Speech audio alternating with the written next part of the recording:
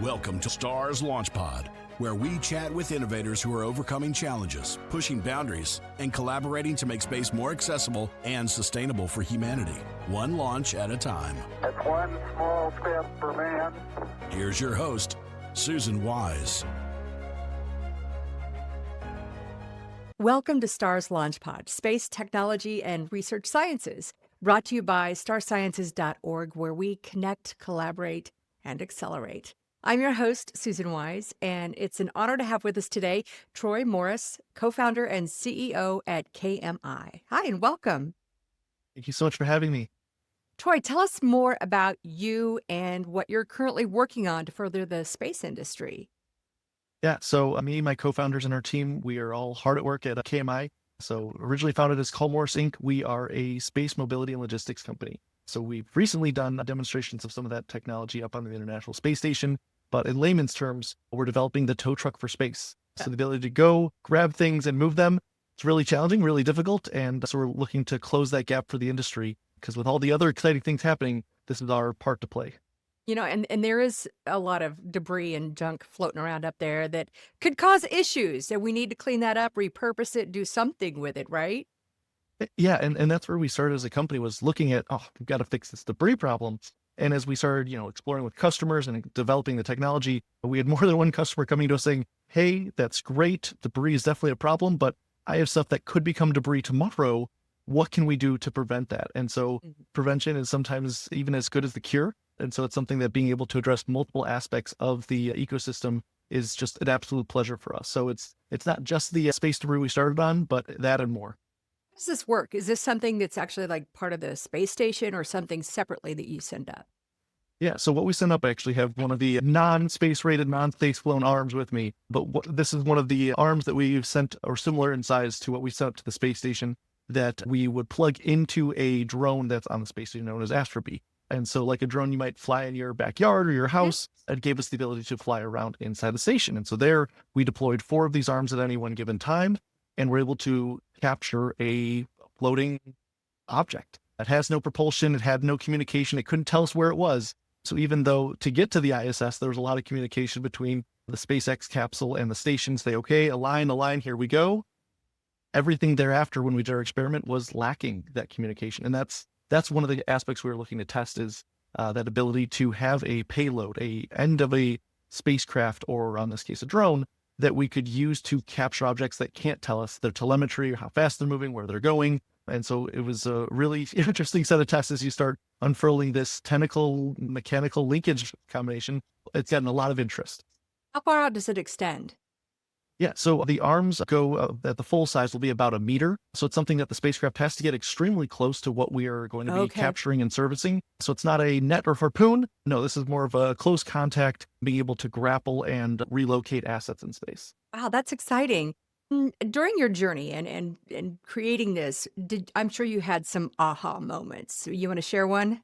Yeah, I think the first aha moment was, first talking to my 2 now co-founders, as we were all in stable corporate paying jobs before this in neighboring industries to the aerospace we're in today, and hearing them talk about like, hey, we want to, do career change. We're young, we're excited, and our careers right now aren't really scratching that itch.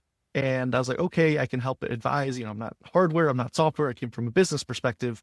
And the first aha moment was when they sold me on, this is something that's going to need to happen. Someone needs to do it. And everywhere we keep looking, they stopped short, or it's too expensive, or the project was canceled, or just all these dead ends. And we started to realize of like, if we want to go build space hotels or sky hooks or do something cool in space just as a future tourist, this needs to be addressed. So we were kind of our first customer to ourselves, is, can we sell ourselves on this? And that was a specific moment, late October, early November, 2019. So there's been many ahas since then, but that was one that just, wow, I don't want to go to my day job anymore. I want to do this full time. And we've been doing that since. I'm so glad you are. And really, because the space industry is it's really taking off. It's growing. I mean, we're going back to the moon. We're hopefully going to Mars. And it's amazing that how the industry is growing.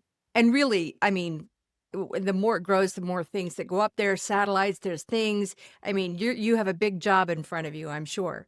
What was one of your biggest challenges and how did you overcome that? Yeah. One of our biggest challenges is that none of us came out of SpaceX, Y Combinator, Blue Origin, all these other, kind of now established norms for if you pick any given space startup in the country, odds Mhm. are the founders probably came out of one of those three programs. Mm. And so it's something that, one of my co-founders had done an internship at NASA. He'd done some work there, but he wasn't 25 years out of NASA. And our other co-founder, Austin, who built the hardware, he'd been doing that as a civilian with the Army and DoD, but not for decades. And so being young, relatively industry outsiders, again, we were all industry adjacent. That was a huge challenge for us. So conveniently, fortunately, silver lining of the pandemic in 2020, it was something that we had a lot of opportunity to be able to reach out to fantastic people that gave their time, were kind of stuck at home or at their home office with an open calendar and expected to do work. And so we got connected and on the calendars with many people probably we should not have. And so getting to talk and speak with them and share our vision, it was quite a while. It was April 20th of 2020. But when we had our Wow. first person tell us, no, this isn't going to work. You guys are missing something. And she had aspects that were right and other aspects that we convinced her. And so before she left the National Space Council, she signed onto one of our documents together at a meeting. I'm proud of you guys. And that is absolutely in our archives. But there's a lot of work to go from you guys are wrong to I'm proud of you. And that was definitely the challenge.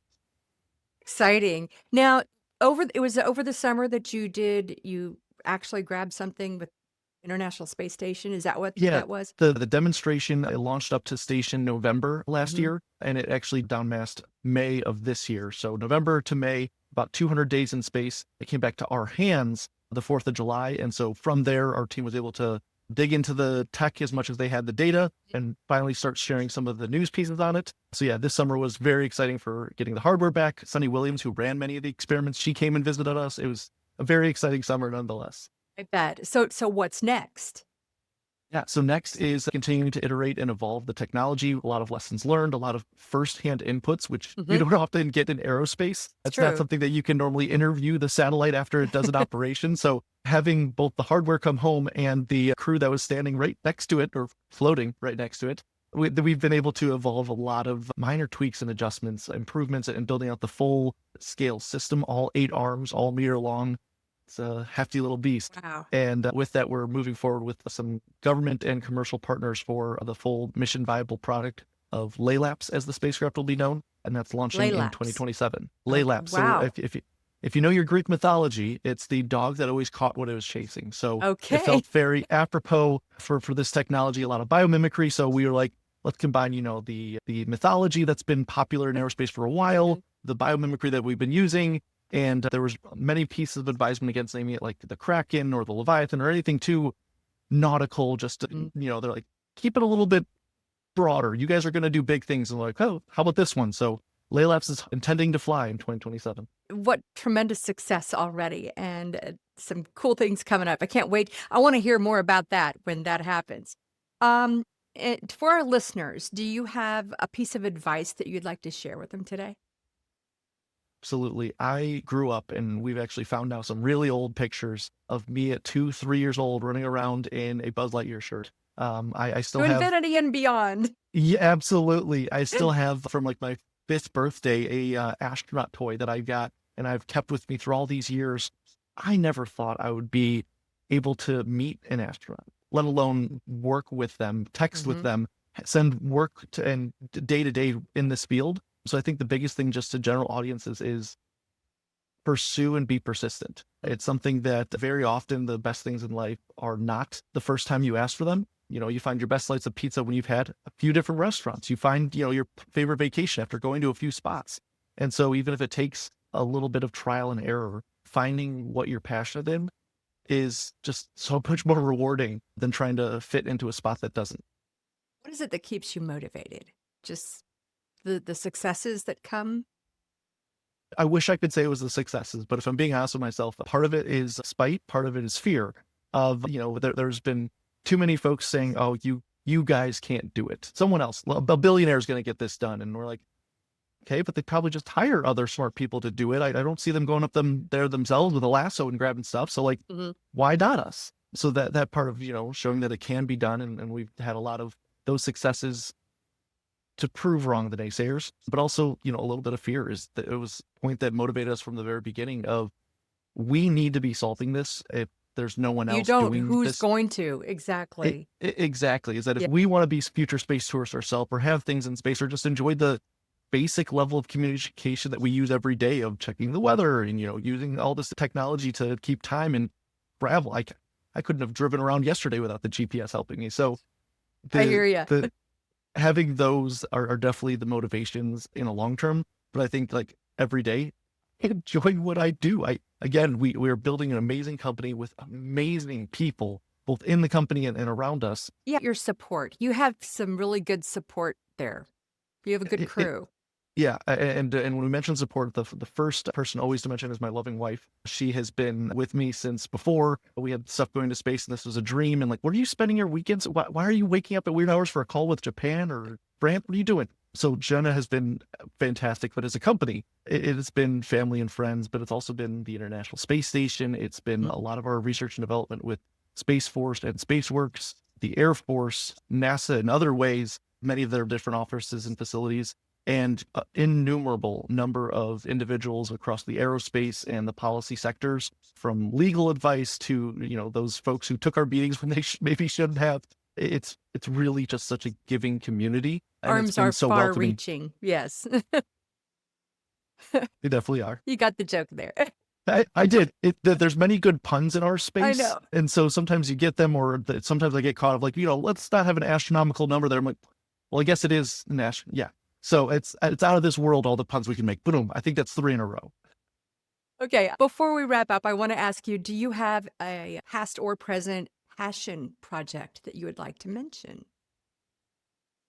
I mean, my day job is my passion project of where we're building a company that's doing the incredible things. But I think outside of that, taking a healthy pause on the space side, I think the passion project otherwise would be something that my younger brother, he's one of the 2 other co-founders, is, Star Wars cosplay. 501st for anyone who knows about it. Actually, the day of his college graduation, we got up at like 4 a.m., got donned in our metal Mandalorian armor long before the Mandalorian show was popular, and went and did photos with the official crew for the university because we knew friends that had favors. And so, like, that is such a cool, fun, weird way that we, will sometimes wear those to charity events or children's hospitals or parades. But I think that would be an unexpected passion project that I'd like to get more time back to. It'd be fun to maintain some of those, being a dad, husband, and business owner. It's taken some attention away, but I think that's definitely a fun passion project the of line, the past this and hopefully is the future. way. Yeah. All right, Troy Morris, we appreciate your story. Thank you so much for sharing it with us today. Thank you. All right. Be sure to join us where we connect, collaborate, and accelerate. We'd like to invite you to join starsciences.org to receive a free 1-year membership. Just enter the promo code FRIENDS321. If you enjoyed this episode, please leave us a review, subscribe, and then until next time, keep looking up. Don't miss an episode. Subscribe on your favorite streaming platform. Watch us on YouTube and follow us on social media. Stars Launch Pod, propelling us forward, one launch at a time.